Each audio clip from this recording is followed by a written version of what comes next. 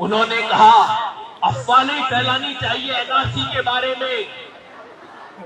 मैंने कहा साहब बहुत अच्छी बात है, मैं बिल्कुल अफवाह नहीं फैलाऊंगा। मुझे ये बता दीजिए क्या ये अफवाह है कि आपकी पार्टी ने अपने 2019 के मैनिफेस्टो में कहा है कि एनआरसी लागू करेंगे?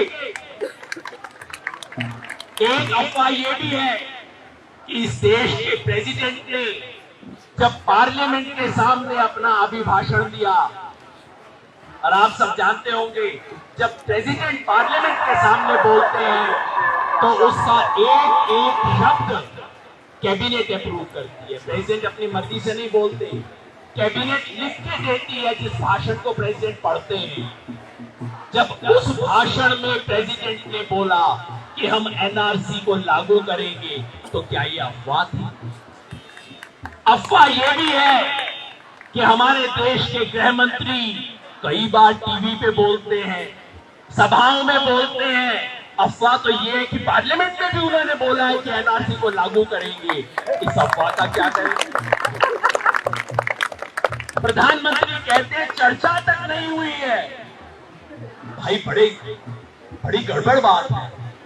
मतलब प्रधानमंत्री और गृह मंत्री में चर्चा नहीं होती, बड़ी गड़बड़ की बात है तो देश के लिए। भाई दो ही गुंजाइश है, या तो इस देश के प्रधानमंत्री अनजान हैं या फिर वो बेईमान है।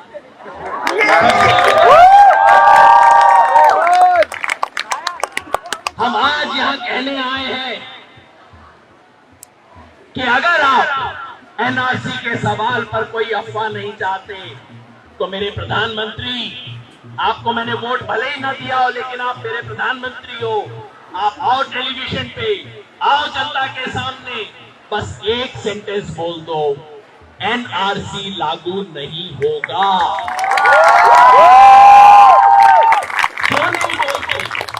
आज इतने पत्रकारों ने मेरे से पूछा जी प्रधानमंत्री ने तो कह दिया एनआरसी लागू नहीं होगा, आप अब भी मान नहीं रहे। मैंने कहा उन्होंने तो नहीं बोला, आप तो सुन कैसे गया?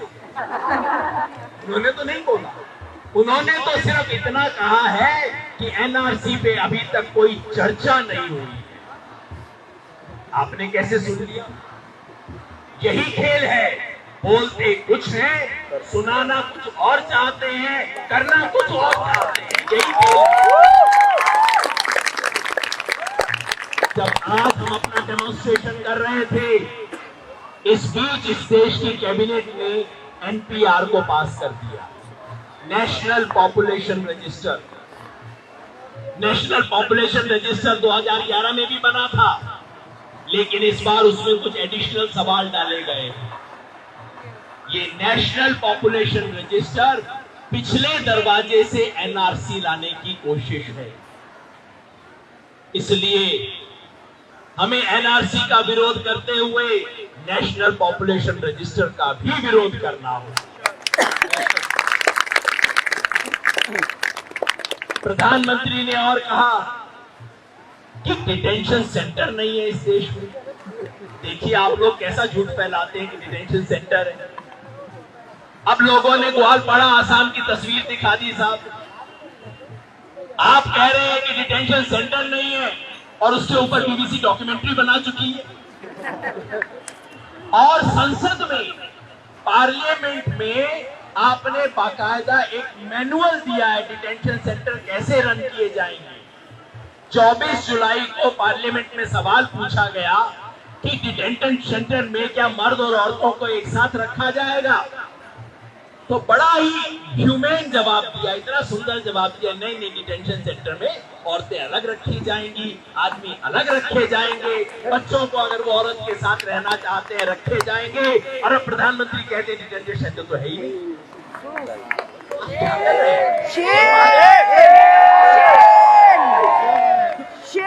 मैंने पहले भी कहा था दोस्तों, इस देश ने अच्छे प्रधानमंत्री देखे, बुरे भी देखे, काम करने वाले देखे, निकम्मे भी देखे हैं, ईमानदार देखे, भ्रष्ट भी देखे हैं, ऐसा झूठा कभी नहीं।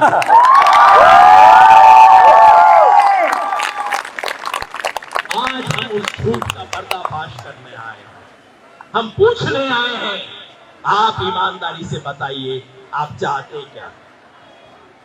रास्ते भर मुझसे पत्रकार पूछ रहे थे, प्रधानमंत्री कहते हैं कि किसी नागरिक पे जो आज इस देश के मुसलमान नागरिक हैं उन पर सीएए का कोई असर नहीं होगा, फिर आप काहे को परेशान? मैंने कहा मैं बताता हूं। एक तो अगर सीएए को एनआरसी से जोड़ा जाएगा तो इस देश के लाखों करोड़ों मुसलमान ही नहीं हिंदुओं की नागरिकता भी खतरे में आएगी। जो डिमोनेटाइजेशन ने इस देश की इकोनॉमी के साथ किया वही एनआरसी और सीएए मिलकर इस देश के समाज के साथ करेगा, पूरे देश के साथ करेगा। लेकिन अगर एक भी आज के नागरिक की नागरिकता खतरे में ना हो तब भी मुझे सीएए पे एतराज है। और वो क्यों? क्योंकि पहली बार इस देश की नागरिकता को धर्म से जोड़ा जा रहा है। ये देश इसी बुनियाद पे बना था। एक तरफ वो लोग थे जो कह रहे थे हिंदू और मुसलमान का मतलब दो अलग देश, रिलीजन का मतलब कंट्री, रिलीजन का मतलब नेशन, क्योंकि यूरोप ने तो यही देखा है। लेकिन महात्मा गांधी ने, नेहरू ने, आजाद ने, पटेल ने, अंबेडकर ने, सबने कहा नहीं, इस तरह से हम फैसला नहीं करेंगे। भारत में नागरिकता का फैसला मजहब से, रिलीजन से नहीं होगा। ये इस देश की बुनियाद है। आज उस बुनियाद को आप चैलेंज कर रहे हैं। पहली बार जब भी आपसे कोई बहस करे उससे कहिए क्या ये सच नहीं है कि पहली बार इस देश में कोई भी सिटीजनशिप लॉ है जिसमें रिलीजन का नाम दिया गया है। आप बात करेंगे, ये आपसे कहेंगे कि नहीं हमने तो परसिक्यूटेड माइनॉरिटीज के लिए किया है। बीजेपी वाले माइनॉरिटीज के प्रति इतने उदार हैं, देख के मुझे इतना अच्छा लगता है। हाय बेचारों का कलेजा फटे जा रहा है माइनॉरिटीज के। कितनी अच्छी बात है ना। थोड़ा सा बॉर्डर के इस तरफ भी देख लिया करो माइनॉरिटीज को, उधर की माइनॉरिटीज, घर के बाहर की माइनॉरिटीज के लिए आपका कलेजा फटे जा रहा है, घर के अंदर भी देख लिया करो कभी कभी क्या कर रहे हो। खैर, ये कहते हैं कि हम माइनॉरिटीज के लिए कर रहे हैं। मैं उन्हें चैलेंज करता हूं, आप सब भी चैलेंज कीजिएगा। मुझे परसिक्यूटेड माइनॉरिटी लफ्ज, ये शब्द आप कानून में दिखा दो। कानून में कहीं नहीं है। टीवी में बहस करने के लिए एक जुमला है, कानून में लिखने के लिए दूसरी बात है। टीवी में बहस करने के लिए पाकिस्तान में माइनॉरिटीज के साथ इतना हुआ, उन बेचारों को हमें बचाना होगा। आप लिख दो ना कानून में, आप लिख दो कि हमारे पड़ोस में जिस भी माइनॉरिटी के साथ जो भी जुल्म हुआ उसको हम हिंदुस्तान में बना देंगे। मैं आपको सैल्यूट करूंगा, मैं कहूंगा आप बिल्कुल ठीक कर रहे हैं। और मुझे यकीन है यही सब लोग इकट्ठे होंगे और कहेंगे कि हाँ मोदी जी, आपकी बाकी बातों से हमें डिफरेंस हो सकता है, आपकी इस बात के हम साथ हो जाए। ये बात स्वामी विवेकानंद ने शिकागो में कही थी। जिस स्वामी विवेकानंद की बड़ी बड़ी बात कहते हैं, स्वामी विवेकानंद ने शिकागो से यही बात कही थी, मुझे गर्व है अपने देश में क्योंकि जिसने भी जब भी शरण मांगी है इस देश ने उसे शरण दी है। और उसी को बढ़ाते हुए मैं कहता हूं, शरणागत का धर्म पूछना सबसे बड़ा अधर्म है। कोई आपके यहां आके शरण मांग रहा है, उसका आप धर्म पूछते हो, उसका कपड़ा देखते हो, उसकी किताब चेक करना चाहते हो, इससे बड़ा अधर्म, इससे बड़ा नाइंसाफी, इससे बड़ी इनह्यूमैनिटी कोई हो नहीं सकती। इसलिए हम इसका विरोध करते हैं। हम इसलिए विरोध करते हैं कि इस देश में धर्म के आधार पर भेदभाव करना इस देश के कॉन्स्टिट्यूशन के खिलाफ है। बीजेपी वाले कहते हैं फंडामेंटल राइट तो तब मिलेंगे जब आप सिटीजन बन जाओगे, क्योंकि ये लोग कॉन्स्टिट्यूशन तो पढ़ते नहीं है। कॉन्स्टिट्यूशन साफ कहता है कि इस देश के fundamental right article 14 is available to every person who resides in India. जो तिब्बतन है मजनू का टीला वाले, वो भी सुप्रीम कोर्ट जा सकते हैं, वो भी कह सकते हैं कि अच्छा रिलीजन के आधार पे आपने उनको तो अंदर कर दिया, मुझे बाहर क्यों किया है, क्योंकि ये एक रिलीजियस डिस्क्रिमिनेशन है, इसके हम खिलाफ हैं। दोस्तों ये बात बहुत लंबी चल सकती है, मैं सारी बात कहना नहीं चाहता, बस इतना कहना चाहता हूं, आज ये जो प्रोटेस्ट आप सबने किया है, ऐसे प्रोटेस्ट देश भर में चल रहे हैं। ये तो बहुत छोटी सी झलकी है। हम जब जामिया को याद करते हैं, अलीगढ़ को याद करते हैं, तो हम भूले नहीं, सबसे पहले गुवाहाटी में शुरू हुआ था, जहां कर्फ्यू को डिफाई करके 10,000 लोग बाहर आ गए थे। ये अब सिर्फ प्रोटेस्ट नहीं बचे, जैसे उमर भाई ने कहा, ये प्रोटेस्ट नहीं है, ये एजुकेशन नहीं है, ये पीपल्स मूवमेंट है, जन आंदोलन बन चुका है। और एक जन आंदोलन की निशानी होती है कि अपने तरीके से अपने आप लोग सड़क पे आना शुरू कर देते हैं, अपने तरह से जो करना चाहे कर देते हैं। और एक जन आंदोलन की ये निशानी होती है कि सरकार को, निजाम को, कुर्सी पे बैठने वालों को समझ नहीं आता कि इसके साथ क्या किया जाए। यही आज इस जन आंदोलन की स्थिति है, पूरे देश में हो रहा है, जहां आप उठा के देख लीजिए हो रहा है। सरकार को रिप्रेशन के सिवा कुछ समझ नहीं आ रहा। जामिया में जो हुआ उसकी हमने बात की, दिल्ली में जो होता है वो खबर आ जाती है। मैं सिर्फ 1 मिनट के लिए आपको दोबारा याद दिलाना चाहता हूं, इस वक्त देश में सबसे खतरनाक जो हो रहा है वो दिल्ली में नहीं, वो उत्तर प्रदेश में हो रहा है। पिछले 4 दिन से उत्तर प्रदेश में हो रहा है। इस देश के हर नागरिक का दिल दहल जाना चाहिए उत्तर प्रदेश में जो हो रहा है। खुल्लम खुल्ला वहां state sponsored rain of terror है। इस वक्त ऑडियो घूम रहा है जहां एक बड़ा पुलिस ऑफिसर कह रहा है कि मुझे सीएम साहब से डायरेक्ट, सीएम साहब ने मीटिंग में बता दिया है कि अरे तुम इन लोगों पे लाठी नहीं चला सकते, टांग नहीं तोड़ सकते, ऐसा मारो कि उसे जिंदगी भर याद रहे, देखने वालों को भी जिंदगी भर याद रहे। दोस्तों, कानून पुलिस को इजाजत देता है लॉ एंड ऑर्डर की, कानून इजाजत देता है कि दंगाइयों को दंगा करने से रोके, बदला लेने की कोई इजाजत इस देश का कानून किसी भी वर्दी वाले को नहीं देता। वर्दी पहन के आप अगर बदला भी ले रहे हैं तो आपको उसकी इजाजत नहीं है। लेकिन आज जो मुजफ्फरपुर नगर में हो रहा है, बिजनौर में हो रहा है, मेरठ में हो रहा है, उत्तर प्रदेश के तमाम कस्बों में हो रहा है, वो तो खाली बदला भी नहीं है, वो टेरर, वर्दी पहन के टेररिज्म हो रहा है इस वक्त।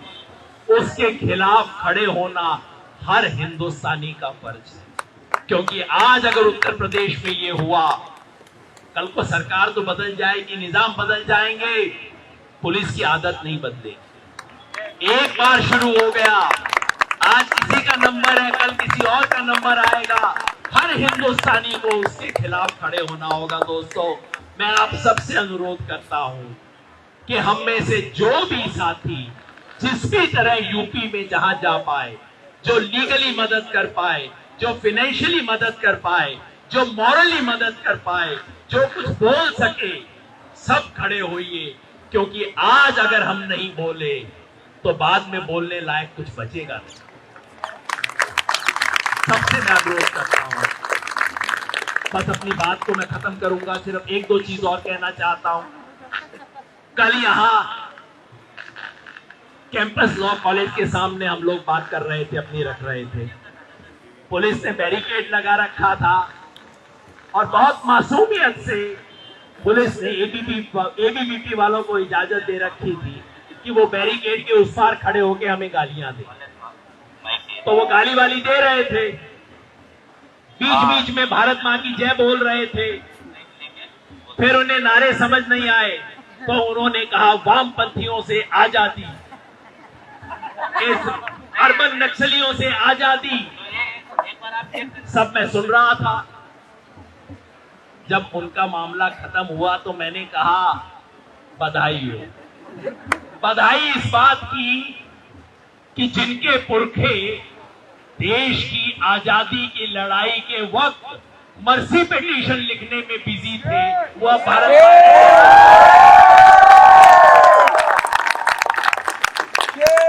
प्रधानमंत्री ने कहा मुझे इन लोगों के हाथ में तिरंगा देख के बहुत अच्छा लगता है।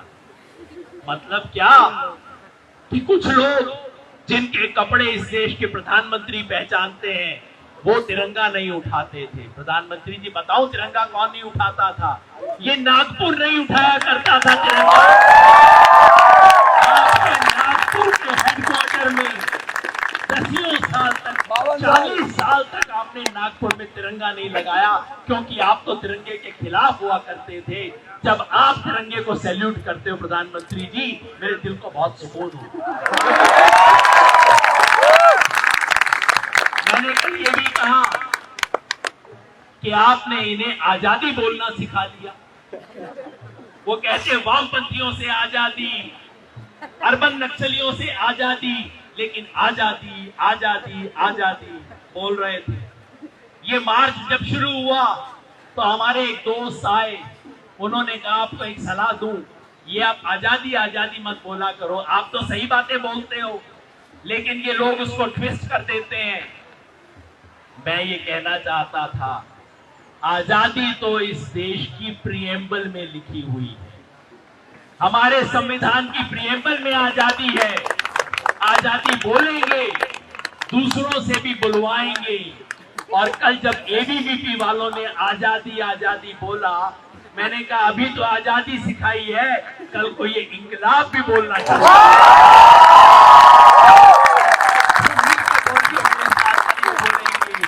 इंकलाब जिंदाबाद, इंकलाब जिंदाबाद, इंकलाब जिंदाबाद, इंकलाबो इंकलाबो इंकलाबो इंकलाब जिंदाबाद जिंदाबाद जिंदाबाद जिंदाबाद।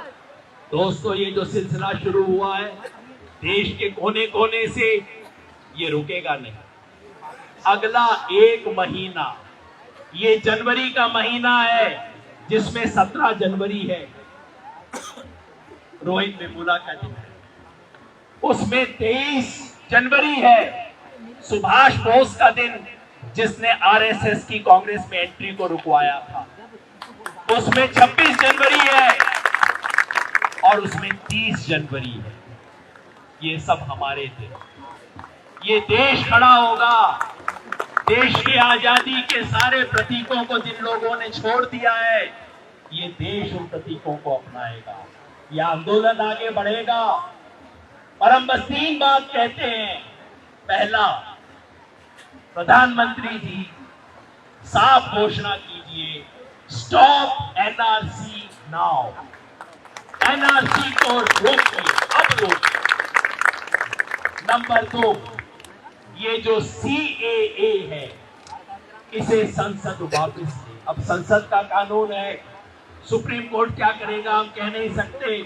संसद सीएए को वापस ले। और तीसरी बात मैं अपनी तरफ से जोड़ना चाहता हूं आपकी इजाजत से, अगर आपको ठीक लगे तो आप बता देना कि बात ठीक लगी या नहीं। इस देश को एक नेशनल रजिस्टर की जरूरत है, मैं मानता हूं। कौन सा? नेशनल रजिस्टर ऑफ सिटीजनशिप की जरूरत नहीं है। वोटर लिस्ट है, इस देश में आधार कार्ड है, राशन कार्ड है, इनको जोड़ दो कंप्यूटर पे, आपका बन जाएगा। नेशनल रजिस्टर ऑफ सिटीजनशिप नहीं, नेशनल रजिस्टर ऑफ अनएम्प्लॉयमेंट। तो मैं इस देश के युवाओं से जो इस आंदोलन में सबसे आगे आ रहे हैं, आप सबसे अपील करता हूं, नेशनल रजिस्टर ऑफ अनएम्प्लॉयड की हम बात करें। और वो खाली लिस्ट नहीं होगी, लिस्ट बनने के बाद कुछ करना भी पड़ेगा। एम्प्लॉयमेंट एक्सचेंज नहीं है लिस्ट बना के बैठ गए, फिर उसके बाद उसके लिए कुछ करना भी पड़ेगा। और जब वो करेंगे तो सही सवाल पे आएगा।